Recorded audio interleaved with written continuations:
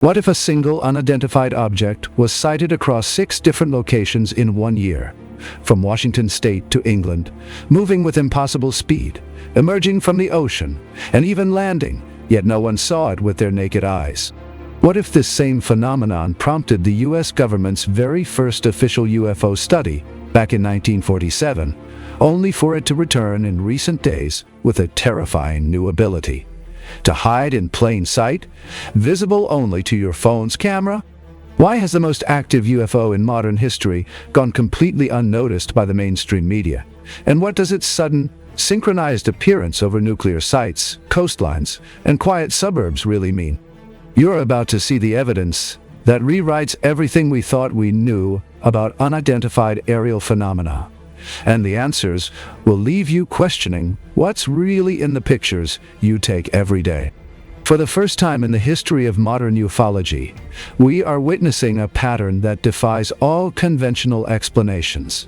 A pattern that suggests a singular, unidentified phenomenon is actively engaging with our world on a scale never before documented.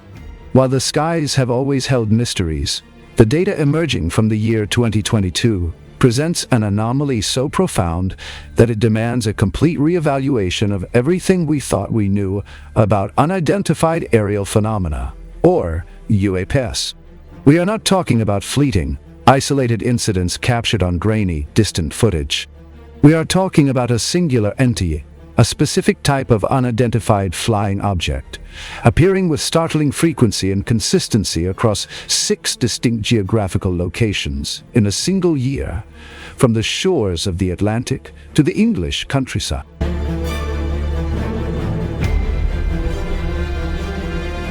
This object, which manifests as a luminous, often green, orb of incredible energy and speed, has been sighted in Washington state, Maryland, New Jersey, Texas, and North Carolina, culminating in a documented landing event in England.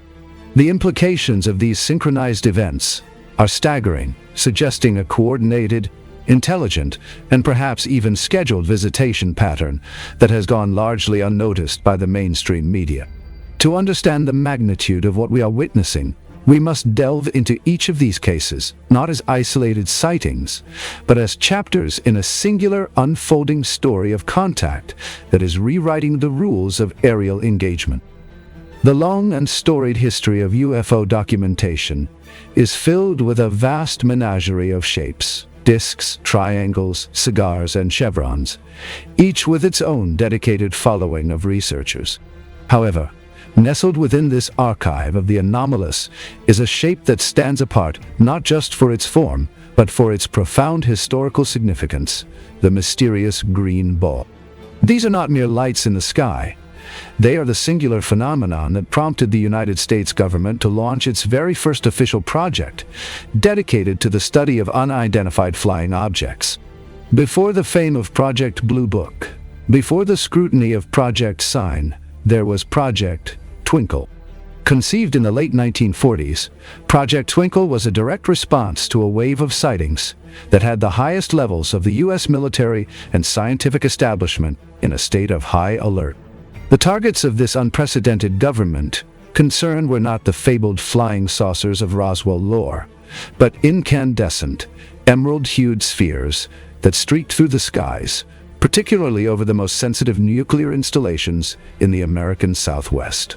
The strange thing about Project Twinkle, a fact that remains a thorn in the side of skeptics to this day, is that it reached no convincing conclusion. From its inception in 1947 until its quiet closure and the transition of its mandate to Project Sign, the government's dedicated task force could not explain the origin or the purpose of these aerial anomalies.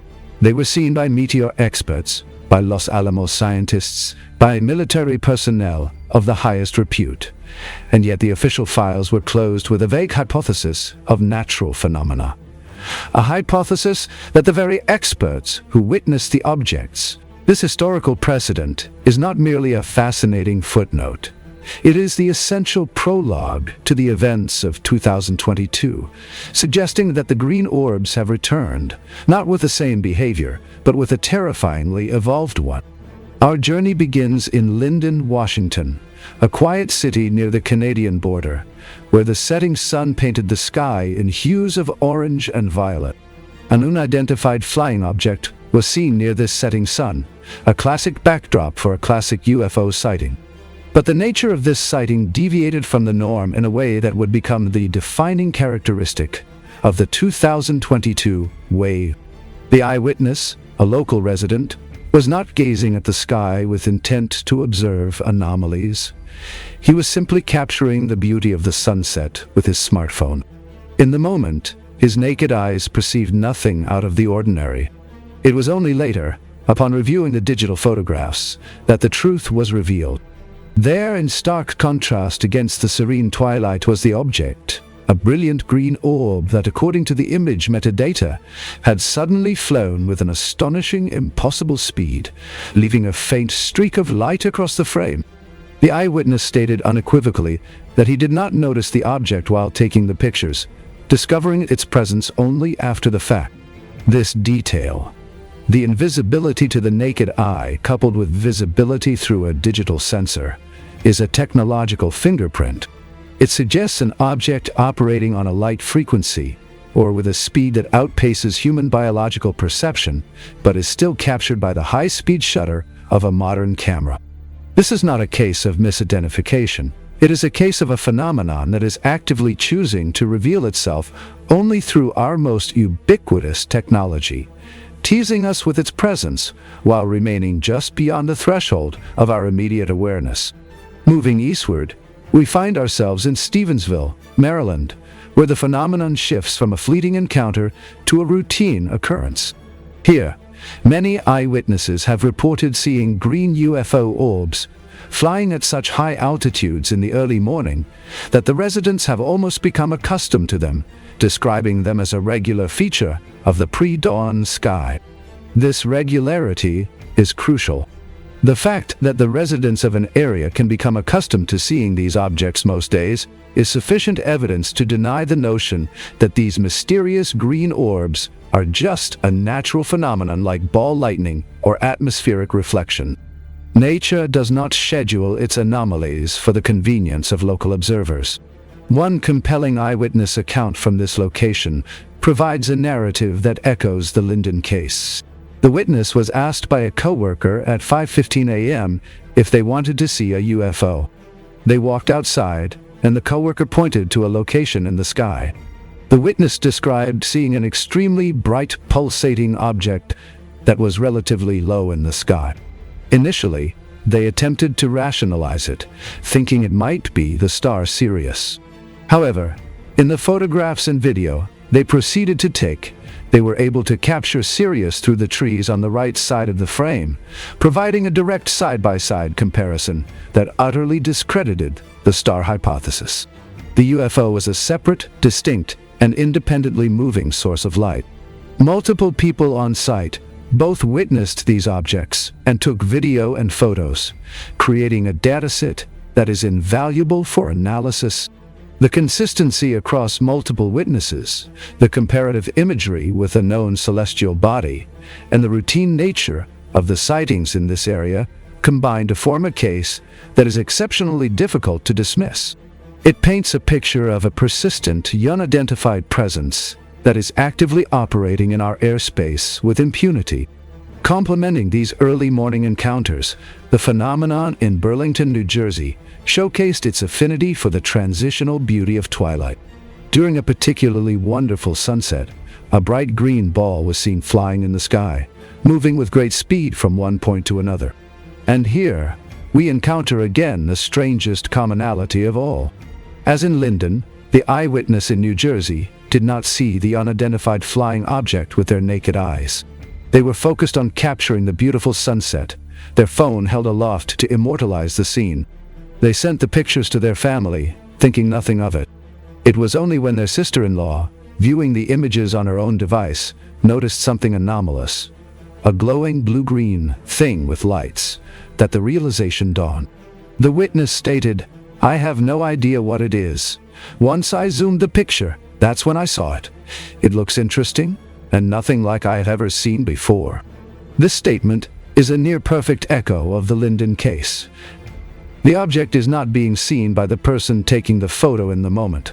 It is being captured surreptitiously, hidden within a frame that was intended for something else entirely. This suggests a level of sophistication that is almost playful, a technological capability that allows it to remain invisible to the organic eye while being fully present in the digital record. It is as if the object is communicating directly with our technology, bypassing our own perception to leave a message in the very devices that have become extensions of ourselves. Perhaps the most dramatic and compelling case in this entire chronology unfolded in Galveston, Texas. By now, we can anticipate the setting, sunset. As usual, eyewitnesses were taking pictures of the magical sunset scene over the Gulf of Mexico. As usual, upon later reviewing the images on their phones, they were shocked to discover the presence of the unidentified flying object in their pictures. But in Galveston, the encounter escalated. This time, the eyewitnesses believed the unidentified flying object had emerged directly from the water. They reported that it was very close to them, so close that they felt a tangible sensation of static electricity in the surrounding atmosphere while taking the pictures. One witness even noticed an unusual, unnatural movement on the surface of the water at the moment of capture. The implications here are monumental. If this object transited from the water to the air, it suggests a transmedium capability, a hallmark of advanced UAP that the US government has only recently begun to acknowledge publicly. Furthermore, the object was moving at a tremendous speed, a fact made evident by its constantly changing position across a series of sequential pictures. The eyewitness stated that all the pictures were taken one after another, with no significant time interval between captures, yet the object appears in a different location in each frame, moving with a velocity that defies any known aircraft or drone. This case in Galveston is the smoking gun of the series. It combines the stealth invisibility of the other sightings with the raw, tangible physical effects of close proximity, static electricity, and water displacement, providing the kind of multi-sensory, measurable data that moves this from a simple visual anomaly to a physical, interactive event. The pattern then crosses the Atlantic, manifesting in Salford, England. The same unidentified flying object appears during a picture of the sky at sunset. The eyewitness, once again, did not see it with their naked eye. The object was discovered later, hidden within the digital photograph. However, the Salford case introduces an element found in none of the others, a documented landing. On the same night the picture was taken, the unidentified flying object was also photographed landing on the grass. This is the only case in this entire collection where the object's descent and contact with the terrestrial surface has been documented. This moves the phenomenon from the realm of aerial observation to one of direct physical interaction with our environment. The implications of a landing are profound.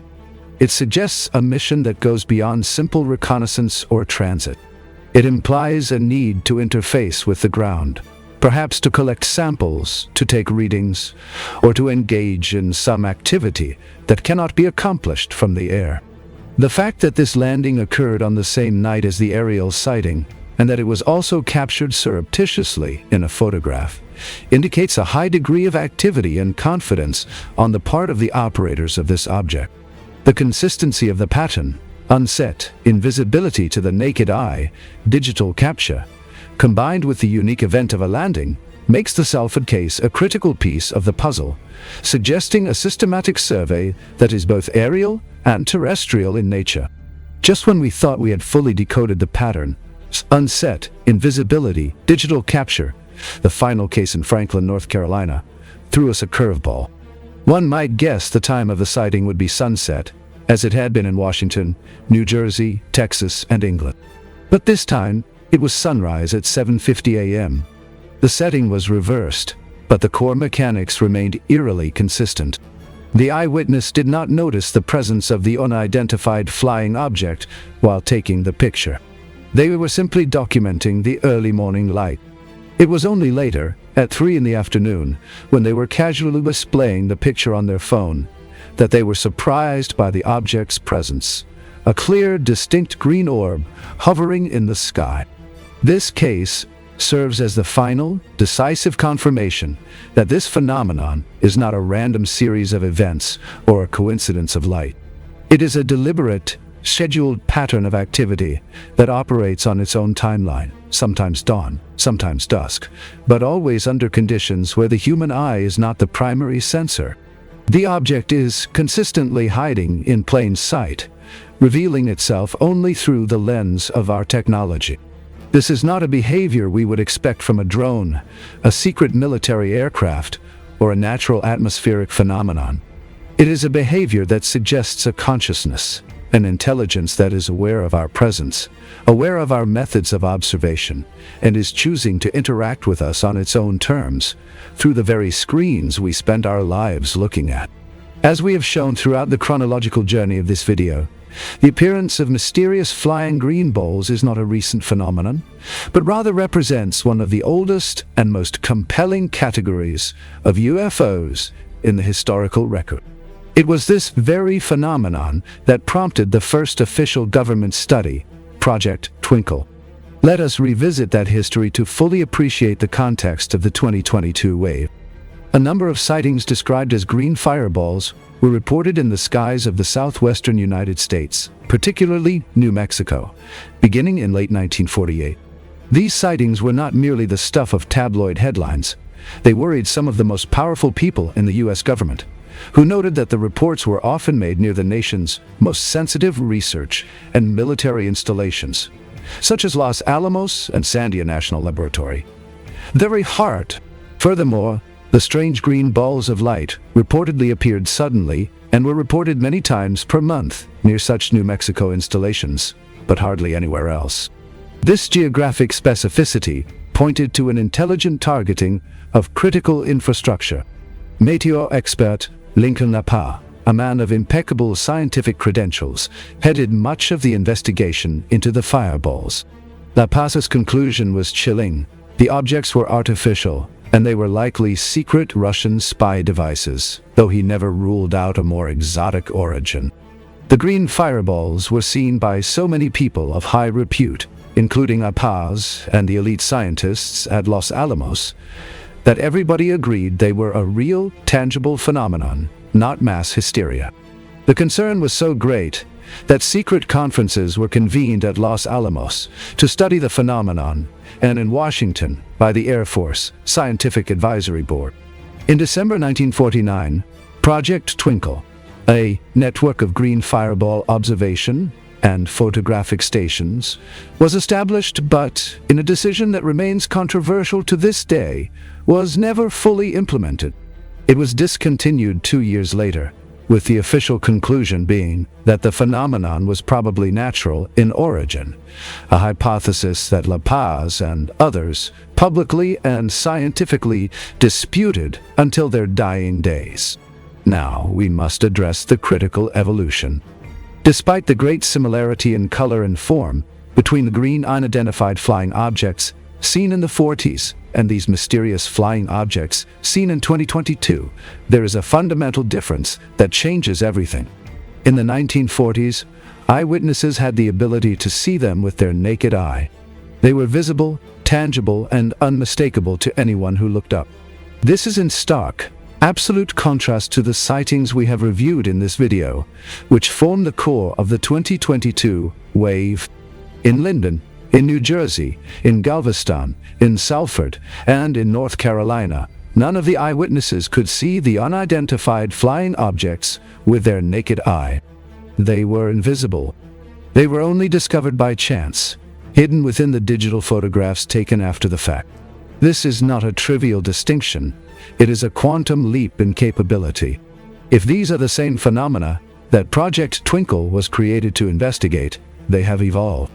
They have gone from being conspicuous, brilliant objects in the night sky to being stealthy, elusive entities that can operate in broad daylight within meters of human beings, without being perceived by our most fundamental sense, sight. This evolution forces us to confront the two logical possibilities. The first possibility is that this is a natural phenomenon. But as we have established its existence since the 40s, coupled with the complete absence of a convincing explanation from modern science, rules this out. We must be realistic. I do not think it is plausible that the world today, with its vast array of atmospheric sensors, satellite networks, and the sheer volume of camera-equipped smartphones, cannot explain a natural phenomenon, if it is truly natural. If it were ball lightning, atmospheric reflections, or satellites, we would have a definitive, peer-reviewed explanation by now. We do not. The second thing that excludes it as a natural phenomenon is its ability to hide, its active stealth. A natural phenomenon does not evolve to become invisible to the human eye over 70 years while simultaneously becoming more active. Nature does not strategically choose to reveal itself only through digital sensors. That is the behavior of a technology. And if we assume it is a technology, we must then ask the most important question: where does it come from? The technology reached by humans in the 40s of the last century was very limited. We had just invented the jet engine and the atomic bomb. We did not possess, and still do not possess, the capability to create a transmedium, self-powered, stealth orb that can appear and disappear at will, generate static electricity, and move at impossible speeds. No one can explain these mysterious flying objects as an advanced human technology invented in the 40s of the last century, because that technology simply did not exist. Therefore, if we accept the premise that this is a technology, it logically follows that its source must be external, from outside the planet. And if it is an extraterrestrial or non-human technology, it has the inherent ability to develop, to evolve, to adapt. The mind can accept the fact that such a successful technology, which baffled our best scientists in the 40s, would have the ability to develop over the subsequent 8 decades. It is entirely logical that a civilization capable of interstellar travel would also be capable of refining its observational craft to become invisible to the naked eye by 2022. In the 1940s, they were green fireballs that everyone could see. In 2022, they are silent, invisible green orbs that only our phones can see. This is not just logical, it is the expected trajectory of a superior technology improving its stealth capabilities. And in this case, it would be certain that the source of such mysterious light balls, these green orbs that have haunted our skies since the dawn of the atomic age, came from outside the planet. They are not here to crash, they are here to observe, to evolve, and perhaps, as the Galveston and Salford cases suggest, to interact. They are the most active, most consistent, and most technologically advanced phenomenon in the history of ufology, and the events of 2022 serve as our most comprehensive glimpse into their agenda. We are not alone in the universe, and based on this data, they are not just out there. They are here, they are active, and they have learned to watch us without us ever knowing they are there, hiding in the pictures we take of our sunsets. If you found this information compelling, please subscribe and hit the bell icon to ensure you don't miss our next deep dive into the most credible and impactful UFO cases from around the world. The truth is being revealed, one photograph at a time.